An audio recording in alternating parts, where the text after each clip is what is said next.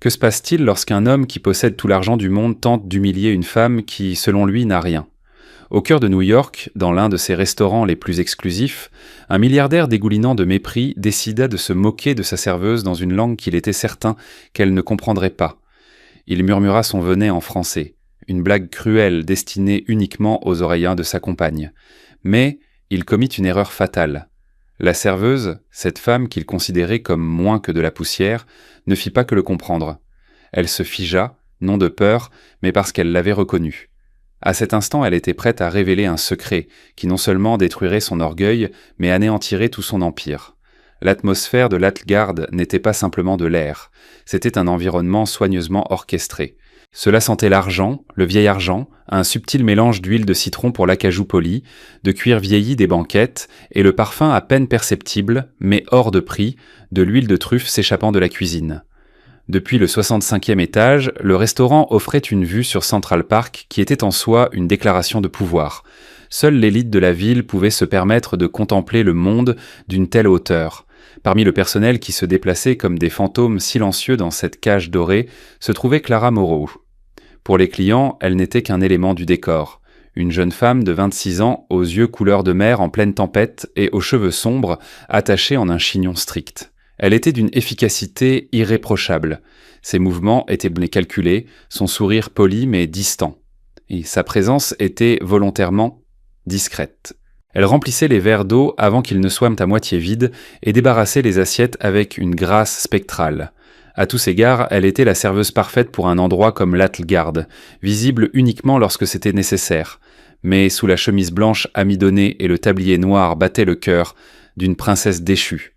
Clara Morrow n'était pas née pour servir, elle était née pour être servie. Son père, Jean-Luc Morrow, était l'un des historiens de l'art et conservateurs les plus respectés au monde, un homme dont la parole pouvait doubler la valeur d'une peinture de la Renaissance. Sa mère, Hélène, était la fille d'un diplomate français, élevée à l'ombre de jardins luxuriants.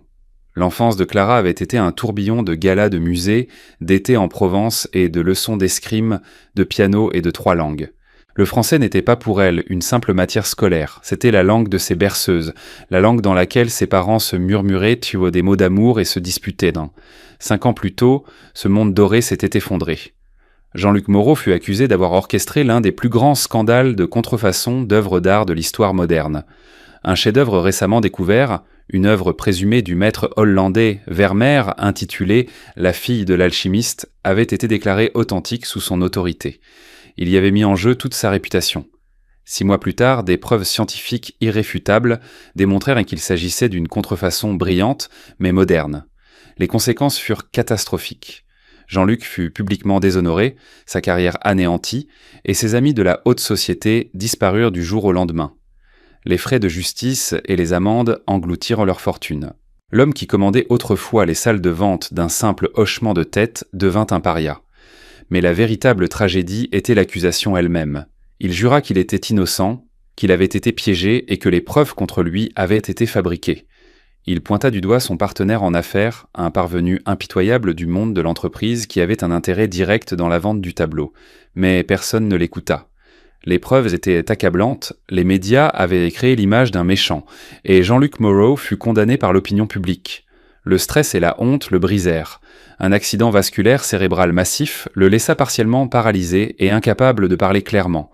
Son esprit brillant fut emprisonné dans un corps qui ne lui obéissait plus. Clara, alors âgée de 21 ans et étudiante prometteuse en histoire de l'art à l'université Columbia, abandonna ses études pour s'occuper de lui et de sa mère, anéantie par le chagrin. Hélène, jamais préparée aux épreuves, dépérissait. Elle développa une maladie chronique qui nécessitait des médicaments coûteux. Les derniers biens de la famille, y compris leur chère maison de ville, furent vendus. Clara accepta le premier emploi qui pouvait couvrir le loyer de leur minuscule appartement dans le Queens et les ordonnances de sa mère, serveuse à l'Atgard. L'ironie était amère. Chaque soir, elle servait les mêmes personnes qui avaient autrefois été les égaux de sa famille et qui leur avaient tourné le dos sans la moindre hésitation. Elle les écoutait se vanter de leurs acquisitions et de leurs résidences d'été, dissimulant derrière un masque de service poli une rage froide et silencieuse. Sa seule confidente au restaurant était Sophia, une autre serveuse à la langue bien pendue et au cœur bon. « Je ne sais pas comment tu fais, Clara, » dit un jour Sophia alors qu'elle polissait l'argenterie. « Tu as la patience d'une sainte. »« Si, monsieur. » Henderson de la table 4 claque encore des doigts dans ma direction. Je le poignarde avec son couteau à beurre. Clara esquissa un faible sourire. La patience est une arme, Sophia. Il faut juste savoir quand s'en servir. Elle souleva une fourchette, l'inspectant à la recherche de taches. Dans le reflet, elle vit une jeune femme fatiguée, mais dans ses yeux brûlait un feu que nulle épreuve n'avait pu éteindre. Elle ne se contentait pas de servir des tables, elle attendait une chance, n'importe quelle occasion de restaurer l'honneur de son père. Et cette chance était sur le point de franchir la porte. C'était un mardi soir, habituellement calme, mais une réservation avait été faite sous un nom qui fit frémir tout le personnel. Damien Sterling. Monsieur Dubois, le strict manager français qui dirigeait l'Attlegarde avec une précision militaire, briefa son équipe. Monsieur Sterling est l'un des plus importants investisseurs de notre groupe de restauration. Il est très exigeant. Tout doit être parfait, aucune erreur. Clara, tu t'occuperas de sa table. Ton professionnalisme est inégalé. Clara hocha la tête, son visage impénétrable. Elle connaissait ce nom. Damien Sterling était un titan de la finance, un homme qui avait bâti un empire de plusieurs milliards de dollars à partir de rien. Son visage apparaissait régulièrement dans Forbes et le Wall Street Journal. Il était connu pour ses OPA agressives, son style de vie extravagant et son caractère notoirement difficile. Il était l'incarnation des nouveaux riches, cherchant désespérément à s'approprier les attributs de l'ancien monde. Quand il arriva, il était exactement comme elle l'avait imaginé. Grand, impeccablement vêtu d'un costume Tom Ford sur mesure, avec une montre Patek Philippe ridiculement chère au poignet qui semblait hurler son prix. Aussi, ses cheveux étaient parfaitement coiffés et son sourire ressemblait à un rictus prédateur. À son bras se tenait une femme qui ressemblait plus à un accessoire qu'à une personne, d'une beauté stupéfiante, d'une maigreur maladive, et vêtue d'une robe qui coûtait plus que le loyer annuel de Clara. « Sterling pour deux », lança-t-il à l'hôtesse, non pas sur le ton d'un client, mais d'un roi entrant dans sa cour. On les installa à la meilleure table dans la section de Clara. En s'approchant, elle sentit ce nœud familier d'indignation se serrer dans son ventre. Un autre pont arrogant qui ne voyait en elle rien de plus qu'une paire de mains pour lui apporter sa nourriture. « Bonsoir, dit Clara d'une voix calme et égale. Je m'appelle Clara et je serai votre serveuse ce soir. Puis-je vous proposer de l'eau » Damien ne la regarda même pas, trop occupé à montrer quelque chose sur son téléphone à sa compagne. Il fit un geste dédaigneux de la main. « Apportez-nous un Pétrus 98, et ne le secouez pas. » C'était un ordre, pas une demande. Clara connaissait ce vin. La bouteille coûtait 12 000 $. « Excellent choix, monsieur, » dit-elle en gardant son sang-froid. Elle se tourna vers sa compagne. « Et pour vous, madame ?» Celle-ci leva les yeux de son téléphone, confuse un instant, comme si elle ne s'attendait pas à ce qu'on lui adresse la parole. « Oh, je prendrai la même chose que lui. » Alors que Clara se dirigeait vers la cave à vin, elle entendit la voix basse et arrogante de Damien. Il se vantait d'une récente acquisition, une entreprise concurrente qu'il avait dépecée et revendue. Il parlait du destin des gens comme s'il s'agissait de simples chiffres dans un tableur. De retour avec le vin, Clara le présenta selon le protocole. Il jeta un rapide coup d'œil à l'étiquette, le geste d'un homme jouant un rôle appris dans les films. « Ouvrez ». Elle exécuta le rituel avec une dextérité parfaite. Une coupe nette de la capsule, une rotation silencieuse du tire-bouchon, une décantation impeccable. Ses mains étaient instables, ne trahissant rien du mépris qu'elle ressentait. Elle lui en versa une petite quantité pour qu'il goûte. Il fit tourner le verre, huma le vin avec un air de connaisseur exagéré et en prit une gorgée. « Acceptable, déclara-t-il, comme s'il accordait son pardon royal au vin. L'heure suivante, Clara les servit dans un silence quasi total, entrant et sortant de leur bulle de richesse et de privilèges. Ils l'ignoraient complètement. Leur conversation tournait autour des yachts, des galas et de commérages vides. Il commanda ensuite du caviar beluga, une autre démonstration ostentatoire de son statut. Alors que Clara posait les cuillères en nacre sur la table, Damien la regarda vraiment pour la première fois.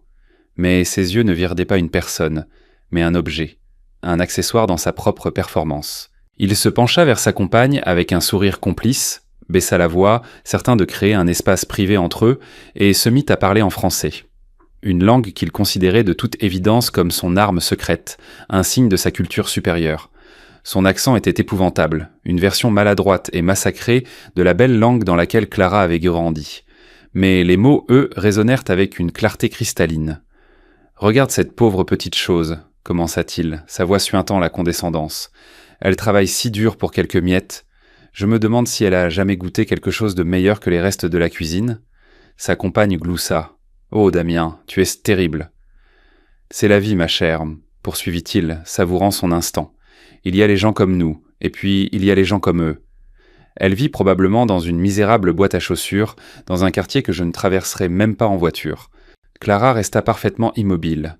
Le bruit du restaurant, le tintement des verres, le bourdonnement des conversations s'estompa pour devenir un rugissement sourd dans ses oreilles. Son souffle se bloqua dans sa poitrine. Ce n'était pas juste une insulte, c'était sa voix, cette cadence particulière de l'arrogance, et cette mention des gens comme nous et des gens comme eux, cette phrase qui résonnait dans les recoins les plus sombres de sa mémoire. Elle ferma les yeux un instant et une scène vieille de 5 ans lui revint en mémoire. Son père, le visage blême de rage, dans son bureau après un appel téléphonique, disant à sa mère « Cet homme, Damien Sterling, il pense qu'il y a 2 types de personnes dans ce monde, les gens comme nous et les gens comme eux, et il croit qu'il peut acheter et vendre les gens comme eux pour s'amuser. » Damien Sterling, l'homme qui avait été le partenaire de son père dans l'affaire Vermeer, l'homme que son père accusait de sa ruine, le nom qui était une malédiction dans leur maison depuis 5 longues années, et il était là, se moquant d'elle dans sa langue maternelle. Le sang quitta son visage, puis y revint avec la force d'un raz-de-marée. Le plateau d'argent dans sa main sembla incroyablement lourd. Le monde se réduisit à cette table, à cet homme. Des années de souffrance silencieuse, de fierté ravalée et la vision de la destruction de sa famille convergèrent en un point unique d'une clarté aveuglante. Ce n'était pas une simple insulte, c'était le destin. Damian, ne se doutant de rien, prit une autre gorgée de son vin indécemment cher. Il la regarda s'attendant à voir une expression vide et servile, mais vit à la place qu'elle s'était figée. Il sourit, supposant que son français avait simplement dérouté la petite serveuse. Il s'apprêtait à faire une autre remarque acerbe, mais n'en eut pas l'occasion. La posture de Clara se redressa. Elle releva le menton, et le masque servile qu'elle portait depuis 5 ans disparut. À sa place apparut une expression de rage froide et aristocratique. L'humble serveuse s'était effacée, et à sa place se tenait la fille de Jean-Luc et Hélène Moreau. Elle se pencha en avant, juste assez pour capter toute son attention. Sa voix, quand elle parla, n'était pas douce et respectueuse, mais basse, avec l'accent parisien impeccable de l'élite française, un accent qui faisait sonner sa propre tentative de français comme des ongles crissant sur un tableau noir. « Monsieur », commença-t-elle, et ce seul mot déchira l'air comme un éclat de glace. Le sourire de Damien Sterling vacilla. « Si vous souhaitez critiquer ma situation en français, je vous conseillerais d'abord de maîtriser la langue au-delà du niveau d'un touriste qui demande où sont les toilettes. » Sa mâchoire tomba. Il était figé, incapable de prononcer un mot. Mais Clara n'avait pas terminé. Sa voix tomba à un murmure chargé de venin. « Votre accent est aussi maladroit que vos manières. Et quant à ce que j'ai ou n'ai pas goûté, sachez que j'ai été élevé dans un monde que vous ne faites qu'imiter en portant un costume coûteux. » Elle maintint son regard stupéfait et paniqué un instant de plus, laissant ses mots produire leur plein effet. Puis, avec un sang-froid à couper le souffle, Clara se redressa et dit dans un anglais parfait « Profitez bien de votre caviar, monsieur. » Elle tourna les talons et s'éloigna, le dos droit comme une flèche, laissant Damien Sterling assis au milieu des ruines de sa propre arrogance. Il n'avait pas seulement été ridiculisé, il avait été démasqué. Et dans ses yeux, Clara vit plus que de l'humiliation. Elle vit de la peur. Il n'avait pas seulement été déjoué par une serveuse, il venait d'être reconnu par un fantôme du passé qu'il croyait avoir enterré pour toujours. Le trajet de la table de Damien Sterling à la cuisine sembla durer une éternité. Les jambes de Clara se mouvaient en pilote automatique, son esprit en plein tourbillon. L'adrénaline faisait trembler ses mains, mais sa détermination était d'acier. Elle poussa les portes de la cuisine et plongea dans une symphonie chaotique de poêles qui s'entrechoquent, de grésillements et de chefs qui crient. Sophia, en voyant le visage de Clara, écarquilla les yeux. « Que s'est-il passé ? On dirait que tu as vu un fantôme. »« Pire, halta Clara. J'ai vu un monstre. » Avant qu'elle ne puisse expliquer, la porte de la cuisine s'ouvrit avec une telle violence qu'elle heurta le butoir. Sur le seuil se tenait Monsieur Dubois. Son visage était un nuage d'orage. Il balaya la cuisine du regard et s'arrêta sur Clara. « Moreau, dans mon bureau, tout de suite » aboya-t-il. Le silence s'abattit sur la cuisine. Une convocation dans le bureau de Dubois au milieu du service ne signifiait qu'une chose, un licenciement. Dans le bureau exigu du manager, Dubois la fixa d'un regard dur. « Expliquez-vous. Monsieur Sterling vient d'informer qu'il part. Il a été scandaleusement insulté par sa serveuse et parlera au propriétaire demain matin. Il exige votre licenciement Immédiat. Alors je vous pose la question une seule fois, Clara. Qu'avez-vous fait ? Clara soutint son regard sans ciller. Je lui ai parlé en français. Les sourcils de Dubois se haussèrent. Qu'avez-vous bien pu lui dire en français pour provoquer une telle réaction ? C'était le moment décisif. Elle pouvait mentir ou dire la vérité. Le choix était simple. Il parlait de moi à sa compagne, commença Clara d'une voix ferme. Il a supposé que, étant serveuse, j'étais inculte et ne comprendrais pas. Il m'a traité de pauvre petite chose, qui survit grâce au reste. Il s'est moqué de mon statut social. Dubois écoutait, et son expression passa de la colère à une curiosité intense. Et votre réponse ? Ma réponse, dit Clara avec la même précision glaciale, fut donnée dans le français que ma mère m'a enseigné. J'ai suggéré que s'il souhaitait insulter quelqu'un dans une langue étrangère, il ferait mieux de l'apprendre correctement. Je lui ai dit que son accent était aussi maladroit que ses manières, et je l'ai informé que j'ai grandi dans le monde, qu'il ne fait que prétendre faire partie. Un long silence remplit le petit bureau. Dubois la regardait différemment, non plus comme un manager face à une employée fautive, mais comme un homme qui réévalue tout ce qu'il croyait savoir. « Morrow, dit-il, son nom de famille, sonnant plus formel. « Quelle est votre histoire ?»« Mon père est Jean-Luc Morrow, dit-elle simplement. Le nom tomba dans le silence de la pièce avec le poids d'une statue. Les yeux de Dubois s'écarquillèrent de reconnaissance. Toute personne du monde de la haute culture, en particulier un Français, connaissait ce nom. Jean-Luc Morrow, le brillant conservateur. Le scandale tragique. Mon Dieu, souffla Dubois. L'historien de l'art, le seul et unique. Le seul et unique, confirma Clara. Et Damien Sterling est l'homme qui l'a détruit. Il était le partenaire de mon père dans l'affaire Vermeer. Mon père était convaincu que Sterling l'avait piégé pour le faire taire, juste au moment où il était sur le point de révéler lui-même que le tableau était un faux. L'ampleur effroyable de la confrontation de ce soir frappa Dubois de plein fouet. Ce n'était pas une serveuse qui s'en prenait à un client grossier. C'était un acte de justice attendu de longue date, une fille défendant l'honneur de son père contre l'homme même qui l'avait ruiné. « Monsieur Sterling a un pouvoir immense, m'en dit-il enfin. Il peut causer beaucoup de problèmes à ce restaurant. Et à moi. »« Je sais, dit Clara. Je suis prête à partir. » Dubois secoua lentement la tête. « Non, au diable, Damien Sterling. Vous n'êtes pas renvoyé. Prenez le reste de la soirée comme un congé payé. Rentrez chez vous et soyez avec votre famille. » Clara était abasourdie. Elle s'attendait à un licenciement, pas à de la solidarité. Une vague de gratitude si puissante qu'elle en eut les larmes aux yeux la submergea. « Monsieur, je vous remercie. » « N'en parlons plus, dit-il en balayant l'air de la main. Il vous a insulté dans ma langue maternelle. Considérez cela comme une question de fierté nationale. Et Clara, ajouta-t-il, soyez prudente. Un homme comme Sterling, une fois humilié, ne se contente pas de partir, il se venge. Clara sortit du restaurant dans l'air frais de la nuit. La confrontation avec Sterling avait été comme un éclair, illuminant un chemin qui était resté dans l'obscurité pendant 5 longues années. Elle se souvint des paroles de son père. La patience est une arme. Ce soir, elle avait trouvé sa cible.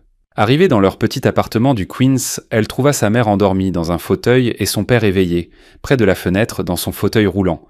L'AVC lui avait volé la parole, mais pas l'intelligence dans ses yeux.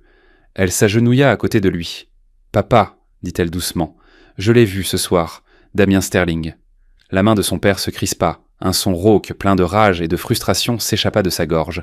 Ses yeux brûlèrent d'un feu qu'elle n'avait pas vu depuis des années. « Il était au restaurant, continua Clara. Il a essayé de m'humilier. Il ne savait pas qui j'étais, mais moi, je savais qui il était. Et, papa, je ne suis pas restée silencieuse. » Elle lui raconta toute la conversation en français, mot pour mot. En parlant, elle vit la rage sur le visage de son père se transformer en choc, puis en une fierté féroce et ardente. Une seule larme coula sur sa joue ridée. Quand elle eut terminé, il serra sa main avec une force surprenante. Ses yeux disaient tout ce que sa voix ne pouvait exprimer. Bien, c'est le début. L'avertissement de Dubois résonnait dans sa tête. Un homme comme Sterling se venge. Elle savait que ce n'était pas la fin. Ce n'était que la première salve d'une guerre qu'elle venait de déclarer. Sterling n'allait pas seulement essayer de la faire licencier. Il allait maintenant essayer de la détruire. Elle sortit une vieille malle en cuir de sous son lit. À l'intérieur se trouvaient les vestiges de sa vie d'avant, des photos, des manuels universitaires et, tout au fond, la collection des journaux de son père. Ce n'étaient pas ses œuvres publiées, mais ses carnets de recherche personnels, remplis de son écriture élégante. Elle passa le reste de la nuit à étudier les entrées des OAN des mois précédant le scandale. Elle lut son enthousiasme initial pour La fille de l'alchimiste, ses recherches méticuleuses. Et puis, elle trouva ce qu'elle cherchait. Une entrée datée de 2 semaines avant le scandale. L'écriture de son père était agitée. « Quelque chose ne va pas avec le jaune de plomb éteint », écrivait-il. La composition des particules est trop uniforme, presque contre nature. Cela ressemble au XVe siècle, mais il manque les fines inclusions de silice. Ça sent l'artificiel. Son cœur battait la chamade alors qu'elle lisait la suite. J'ai fait part de mes inquiétudes à Damien. Il les a balayées d'un revers de main.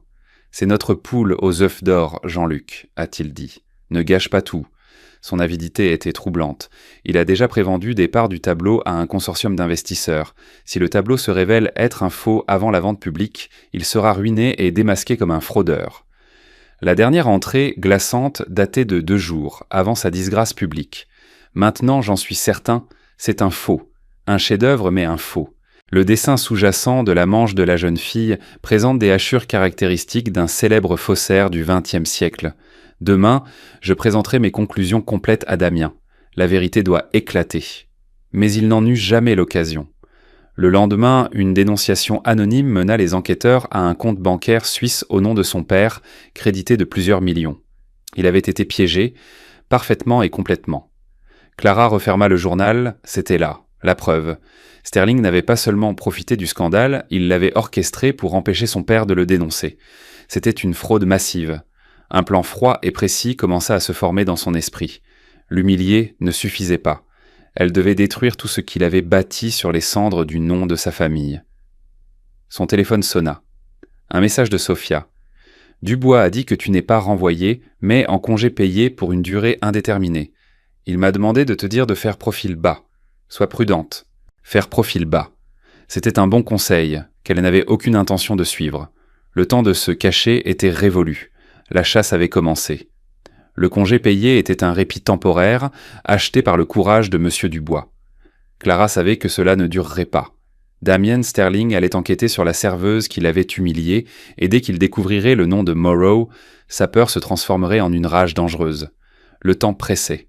Son appartement du Queens devint le quartier général de la rébellion d'une seule femme. Les journaux de son père, autrefois monument de sa douleur, devinrent dans son arsenal. Il lui fallait un allié. Quelqu'un à la réputation irréprochable, un chasseur de monstres comme Sterling. Un nom lui vint à l'esprit, Arthur Finch. Finch était un lion du journalisme d'investigation, contraint à la retraite, mais sa réputation pour démanteler les financiers corrompus était légendaire. Clara le trouva dans une librairie poussiéreuse de l'East Village appelée « Le Dernier Mot ». « Nous fermons », grommela-t-il sans lever les yeux de son journal. « Monsieur Finch, dit Clara d'une voix ferme, je m'appelle Clara Moreau, mon père est Jean-Luc Moreau. » Le journal s'abaissa lentement. Les yeux bleu pâle de Finch la jaugèrent. « L'affaire est vieille et classée. Que voulez-vous ? » ?»« Je veux la rouvrir, » répondit-elle en posant le journal de son père sur le comptoir. Ceci prouve qu'il savait que le tableau était un faux, et que Damien Sterling avait un mobile de plusieurs millions de dollars pour le faire taire. Le masque d'ennui de Finch se fissura, remplacé par l'intérêt prédateur du journaliste qui flaire le sang. « D'accord, ma petite, » dit-il après avoir examiné les notes. « Vous avez toute mon attention. Mais pour coincer un type comme Sterling, il nous faut plus qu'un livre. Il nous faut une scène publique et un boulet de canon de preuves irréfutables. »« J'ai la scène, » répondit instantanément Clara. « Dans 2 semaines, Sterling organise son gala de charité annuel, les Mécènes du Cœur. La pièce maîtresse de la vente aux enchères est un dessin au fusain, prétendument une étude pour la fille de l'alchimiste. » Finch laissa échapper un sifflement admiratif. La scène parfaite pour une implosion. Mais quel est le boulet de canon ? La signature du faussaire, mentionnée par mon père. Elle est cachée dans le dessin sous-jacent du tableau qui est accroché dans le penthouse de Sterling. Il nous faut des images. La tâche semblait insurmontable, mais un sourire malicieux se dessina sur le visage d'Arthur. Son ego causera sa perte. Il est si désespéré de légitimité qu'il vient d'engager un nouveau conservateur privé pour cataloguer sa collection. Mon neveu, le brillant mais naïf Dr. Alistair Finch. Il va nous aider. Le plan était aussi audacieux que simple. Clara, sous l'identité d'Anna, photographe d'art indépendante, devait infiltrer l'antre du lion et obtenir des images multispectrales de la signature cachée. Les 10 jours suivants furent consacrés à sa transformation, Clara devenant Anna, une intellectuelle discrète, professionnelle et convaincante. Le penthouse de Sterling était un monument stérile à la richesse, et au centre, dominant l'espace, se trouvait le magnifique mensonge, la fille de l'alchimiste. Sterling lui-même les accueillit avec un air ennuyé. Ses yeux froids parcoururent Clara, un instant de terreur pure. La reconnaîtrait-il ? Il ne vit rien. Juste une femme de lettres insignifiante, une menace inexistante. Avec un calme intérieur mais des mains d'une stabilité de roc, Clara commença son travail. Gardant la fille de l'alchimiste pour la fin, elle expliqua au nerveux Alistair qu'elle avait besoin de l'imagerie multispectrale pour le catalogue d'assurance. En ajustant sa caméra avec un objectif infrarouge sur la manche de la jeune fille, elle le vit. Sur le petit écran, le dessin sous-jacent fantomatique apparut. Un motif de hachure géométrique faible mais distincte. La signature stylistique du faussaire, unique comme une empreinte digitale. Elle prit des dizaines de clichés, les téléchargea sur une clé USB cryptée et effaça la carte mémoire. La preuve était en sa possession. En partant, elle croisa Sterling. « Impressionnant, n'est-ce pas ?» dit-il en désignant le tableau. « Mon Vermeer. » La tentation de lui effacer ce sourire narquois du visage était immense, mais elle se maîtrisa. « Une peinture très fascinante, monsieur Sterling, répondit-elle d'une voix neutre. Un sujet vraiment captivant pour une analyse technique. Elle quitta le penthouse avec la clé USB cryptée dans sa poche, se sentant comme un détonateur. Le fantôme avait recueilli ses preuves. Il était temps de préparer la scène pour la mise à mort. La librairie d'Arthur devint une salle de guerre secrète. Les images furent immédiatement envoyées au docteur Isabella Rossi, à Florence, une collègue de confiance de son père. Son rapport, reçu 72 heures plus tard, n'était pas une simple confirmation, mais un arrêt de mort. L'analyse confirmait non seulement les anomalies chimiques des pigments, mais aussi la correspondance parfaite du dessin sous-jacent avec les œuvres connues d'un faussaire du XXe siècle. Conclusion sans appel, le tableau était un faux moderne. Pendant ce temps, Arthur préparait des dossiers de presse et passait des appels discrets à la Securities and Exchange Commission et au bureau du procureur, leur conseillant de suivre de très près la vente aux enchères de Sterling. « Vous ne pouvez pas y aller en fille vengeresse », l'instruisit-il. « Vous devez être froide, factuelle, vous êtes là pour présenter des faits irréfutables. Vous êtes une historienne de l'art, comme votre père. Vous lui rendrez hommage avec sa propre arme, la vérité. » Pour cette soirée, Clara revêtit son armure. Une robe vintage en soie bleu saphir, une déclaration d'élégance éternelle, et non de richesse éphémère.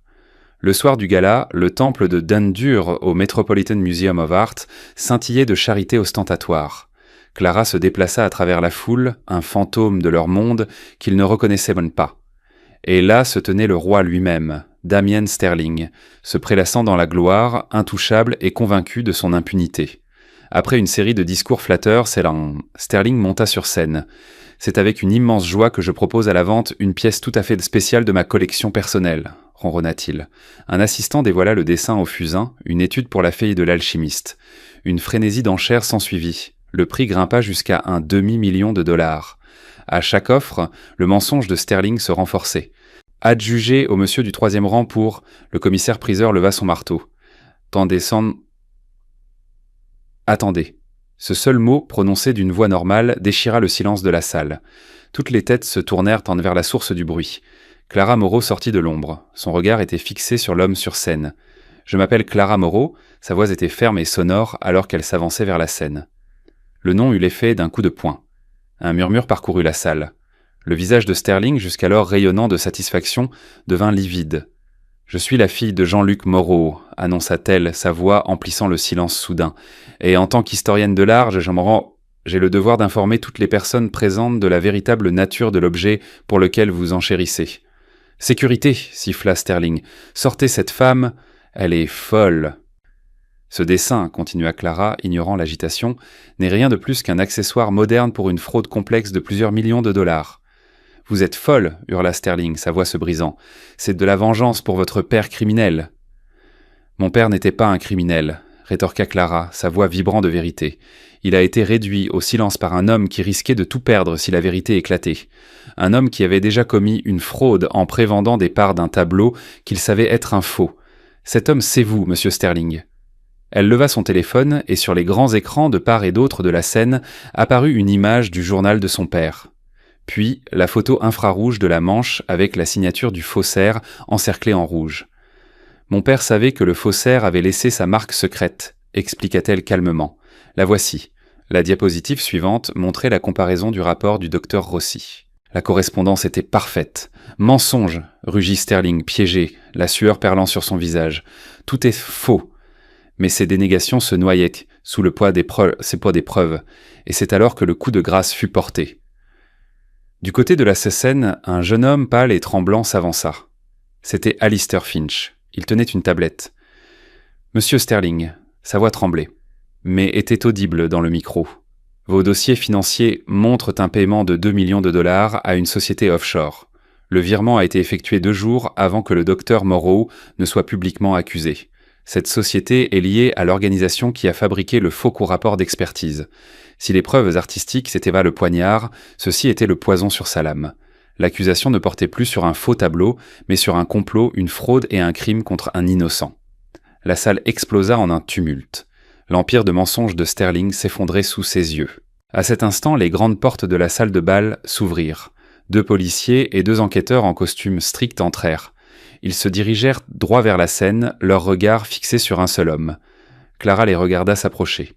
Elle ne ressentait ni joie ni triomphe, seulement un calme profond et solennel. Le sabre forgé dans la vérité avait accompli sa tâche. Le fantôme avait enfin traîné le monstre à la lumière. Cette nuit-là, Sterling fut arrêté. Son empire s'effondra sous le poids de dizaines d'enquêtes pour fraude. Le nom de Jean-Luc Moreau fut entièrement blanchi, son talent et son intégrité enfin reconnus. Clara Moreau, qui n'était plus ni une serveuse ni un fantôme, utilisa le patrimoine familial retrouvé pour créer une fondation de lutte contre la contrefaçon artistique, afin que personne n'ait plus à souffrir comme son père. Son histoire est un rappel puissant. La richesse peut construire des palais, mais pas le caractère. Le véritable pouvoir ne réside pas dans ce que l'on possède, mais dans ce que l'on est, et dans le courage de le défendre.